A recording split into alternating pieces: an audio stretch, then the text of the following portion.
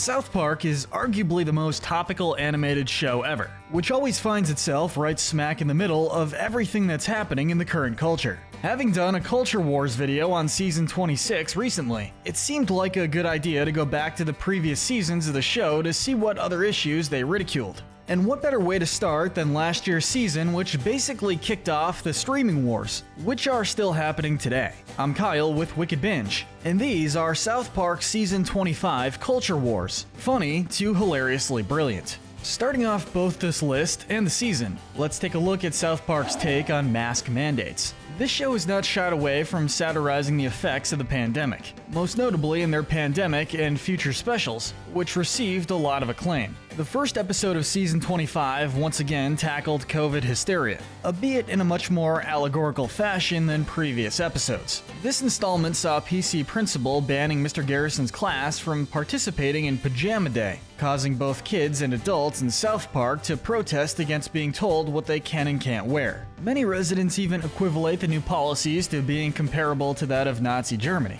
This is an obvious nod to both anti-maskers and pro-maskers, in a typical South Park style, as the show lampoons both sides of an argument to poke fun at how each one is acting in their eyes. Only need to wear your pajamas to get in, you don't have to wear them at your table while you're actively eating. Some fans had taken issue with this plotline, mostly because South Park had already covered COVID-related issues previously and better in their specials, so it seemed a bit redundant this time around. Even so, there are plenty of laughs to be found during these scenes. Another thing that was brought up in this season's premiere was Matt Damon's cryptocurrency ad. This Hollywood actor is no stranger to Matt Stone and Trey Parker's prodding, most notably in his appearance in Team America: World Police, wherein his only line was repeatedly saying his own name, kinda like a Pokemon. Matt Damon!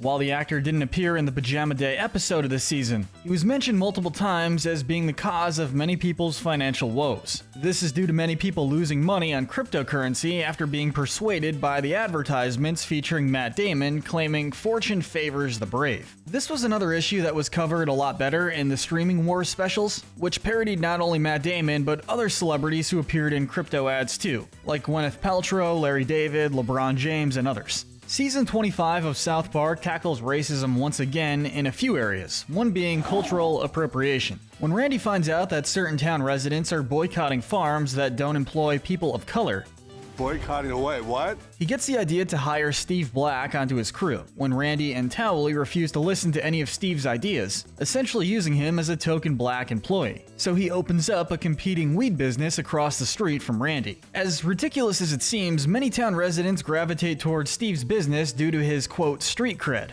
thus proving Randy's point about people being racially motivated in their purchasing. This conflict leads to a war between both farms, which is still somewhat continuing to this day. This issue is once again tackled in the season finale when Randy accused Steve of taking St. Patrick's Day away from white Irish people by having a credity weed special, hilariously demonstrated with Randy dressing up like a stereotypically Irish leprechaun. Possibly the most significant change that was made in the 25th season of South Park was the retconning of Token Black's name. Ever since this character's first appearance in the series, everyone in the town had clearly referred to him as Token, or did they? According to this episode, the name of his character is, and always has been, Tolkien, named after the author of The Hobbit and The Lord of the Rings, J.R.R. Tolkien.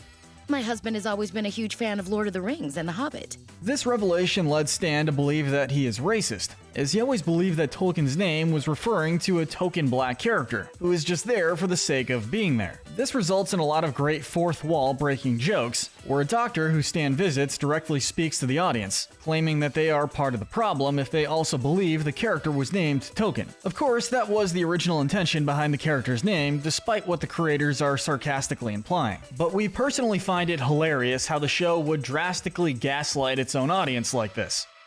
Token's name isn't Token, it's Tolkien. The third episode of the season tackled the issue of gentrification.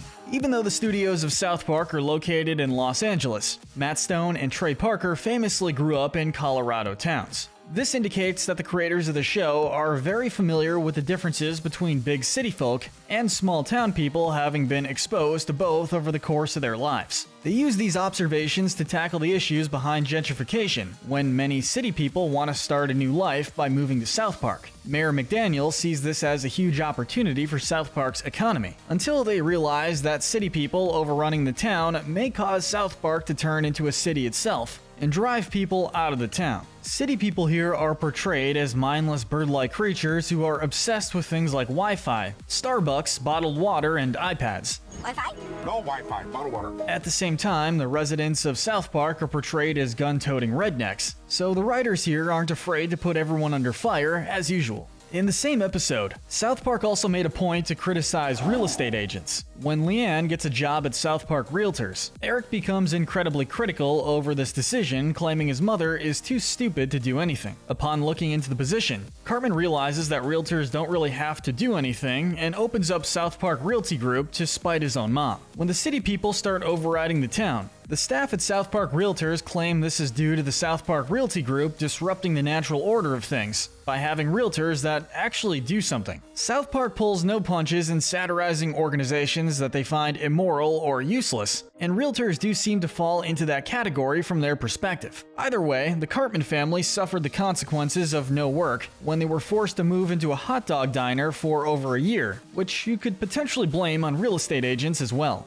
South Park also broke ground in season 25 when it became the first scripted TV series to comment on Russia's invasion of Ukraine. The episode Back to the Cold War saw the characters tackling their impending fear of Vladimir Putin in various ways. Mr. Mackey becomes super paranoid and drastically increases the number of nuclear safety drills at school. Meanwhile, Butters participates against Russian children in a dressage tournament, which all of the adults in South Park are hell-bent on turning into a political issue, particularly Linda and Steven, who continually boo the opposing players. Mr. Mackey even tells Butters' parents that the dressage tournament is part of a plot to launch nuclear missiles on America, showing how far this war hysteria can go. The show doesn't shy away from lampooning Putin himself, who does appear in the episode himself, but as usual, the focus is mostly on the reaction of the American people. The same episode also had a lot of comments on 80s nostalgia, mostly pertaining to the Cold War era. Even though this is somewhat related to our last culture war issue, there's more than enough material here to warrant a separate entry on our countdown. While Mr. Mackey does seem to be paranoid about the situation in Ukraine, it's also revealed he gets a weird nostalgic satisfaction from setting up the school safety drills and fighting against the Russians. This is due to Mr. Mackey being very nostalgic for the 80s, leading him to wear a piano necktie and blast music through a boombox. The episode also makes references to classic 80s movies such as War Games, Rocky IV, and Red Dawn, as well as featuring songs from artists popular in the 80s.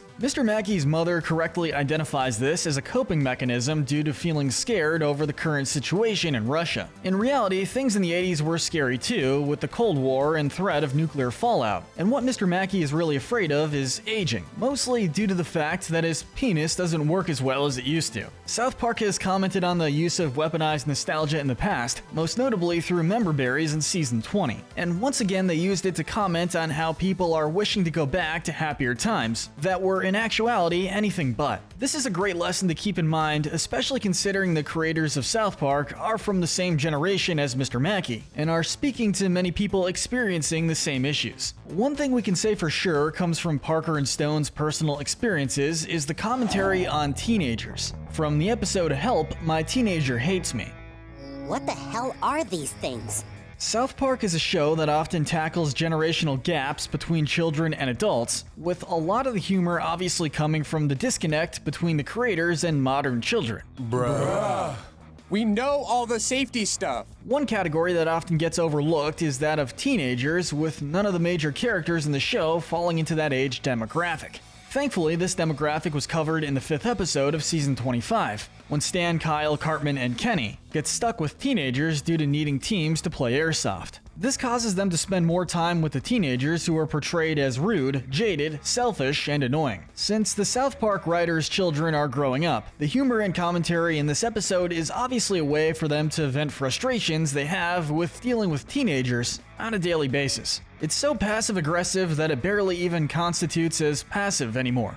Finally, the 25th season finale tackled another hot topic issue of recent years, that being consent. Butters goes to school on St. Patrick's Day ready to give everyone who isn't wearing green a pinch, as is tradition with the holiday. However, once he pinches a female student who, unbeknownst to him, was wearing green socks, Butters is thrown into jail for assault. To make things worse, Butters defends himself by saying that the student had it coming due to the way that she was dressed, Well, she had it coming on account of the way she was dressed.